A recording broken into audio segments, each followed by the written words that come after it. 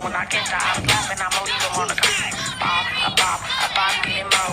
Hey. As a retired suburban black girly slash retired token negress, I definitely have some thoughts on this. For one, the initial video was actually inspired by a tweet by one of my mutuals. Her name is Nia. She's actually head of the Hoochie. Well, she's been a lot of things. TikTok just won't let her be great, but she gives great commentary, so you should definitely go follow her.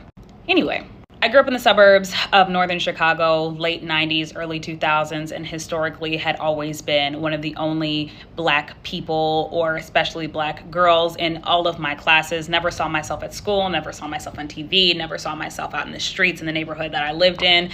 And my parents actually stopped taking us to the black church that we had attended for the first 10 years of my life because it was just too far and they preferred to go to church locally. So now, not only am I not seeing myself in my day-to-day experience, but there also are no extracurriculars that are going to solidify my identity as a black person. Now, at the time, I didn't think too much of the fact that all of my friends were white. I don't think my parents thought too much of it because, again, it was just us. But eventually they started getting concerned when I started exhibiting some weird behavior. What kind of weird behavior, might you ask? I started getting very visibly uncomfortable being around other black people. I got very into my role of being one of the good ones, if you know what I mean. I had been so brainwashed by my white peers to believe that other black people were ghetto and that they were stupid and that they were unambitious and not trustworthy, dangerous, all that stuff. And when I tell you the indoctrination from the suburbs is real, listen, it is alive and well. And it wasn't until I got into high school and I joined a bunch of extracurriculars that were run and actively participated in by other black people from all sorts of different backgrounds. Someone had to tell me about myself. And it forced me to take a really good look at my life and ask myself some real questions. Why are you uncomfortable around other people who look like you?